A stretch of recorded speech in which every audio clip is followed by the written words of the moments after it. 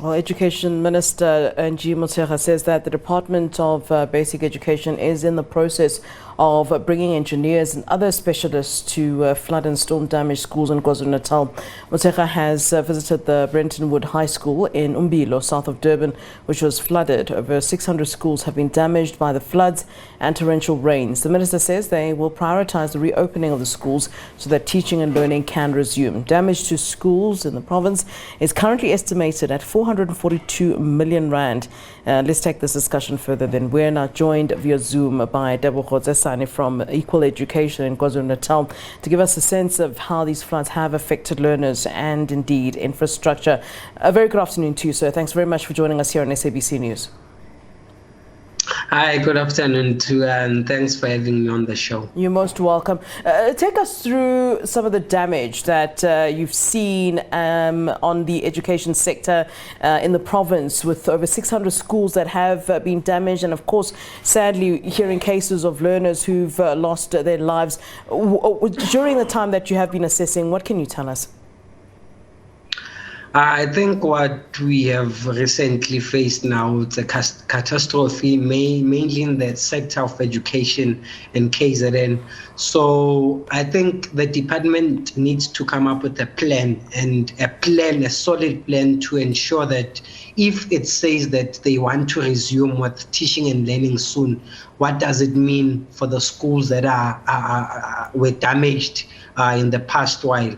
So it's sad. It's really sad to see what's happening in KZN, not particularly in schools, but then people have also lost homes, understand? So I think the actual overall government in the country needs to ensure that justice is restored in those communities, ensure that there's a plan in building schools, proper schools, you understand, that have quality infrastructure, so that when things like this happen in the future, we know that those schools are secured. Because what does it mean for teaching and learning if over 600 schools were damaged in the province, whilst the schools were still struggling with issues of infrastructure, issues of scholar transport? Because mainly our advocacy in KZN was centered around scholar transport, because you'd find that, yes, teaching and learning will be a priority right now, but then how will it happen? Where will it happen? Will it say that the department is going to provide scholar transport for learners to go to nearby schools to attend like teaching and learning? So how will that look like in the Department of Education's point of view? Because if that is a priority, but then also the public needs to know how those plans do look like. You know, Equal Education, which you represent, has already bemoaned, and I can hear you also raising the point yet again, the fact that already in KZN there were issues and struggles with school infrastructure in some areas, and and many of those areas are in rural areas. And if you look at some of the damage that has been done, is actually some of those schools that have been affected the most. I mean, do you have faith, given the fact that you've already made these sort of complaints to the department, that something will in fact now be done after such a catastrophe? I think now it's where the constituency of South Africa's government really needs them, because we know that education in this country is a very critical priority in making sure that the needs of learners are met.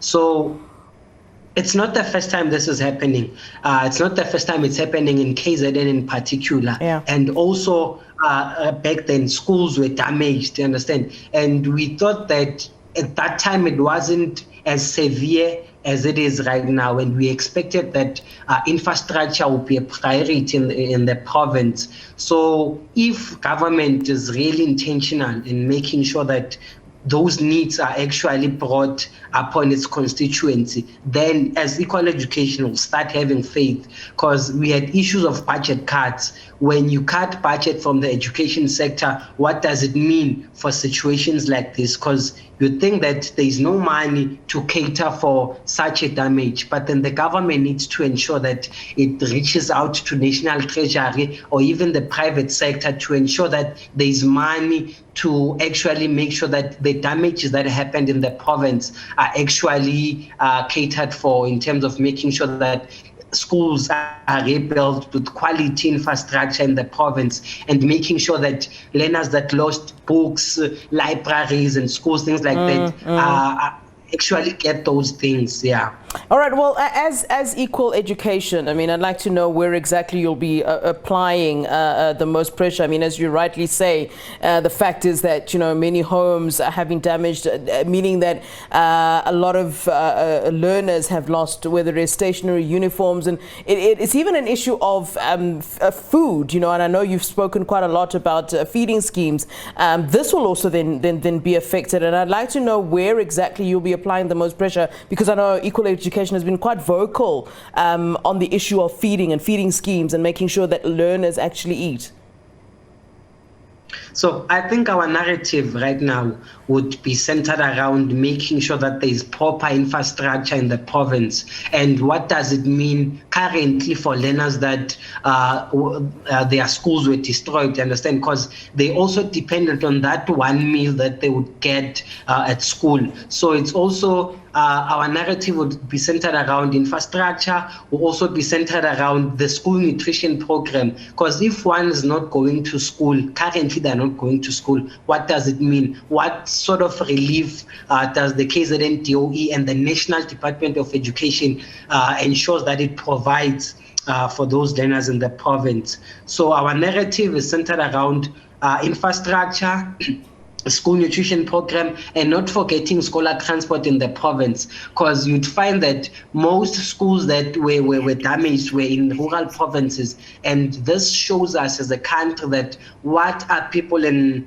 rural provinces subjected to in terms of infrastructure, in terms of service delivery from the government, because it really shows that there is a huge gap in terms of township schooling and rural province schooling. So the department needs to ensure that even though it provides scholar transport, it needs to ensure that the qualifying learners in those lists are actually provided with scholar transport, and ensure that if it wants to ensure that they actually resume teaching and learning, because it's the plan that the minister had spoken about. How will that look like? You understand? Who's going to qualify for that? Who's not going to qualify? If learners are meant to go schooling to the near school, what does it mean? Will there be any modes of transport to ensure that learners do get to those schools? All right, Tebogo, thanks very much for giving us your time here on SABC News, and good luck with all the work that you'll be doing in KZN as equal education. Thank you very much. All right, you're most welcome. That's Tebogo Tsesane from Equal Education in KwaZulu-Natal.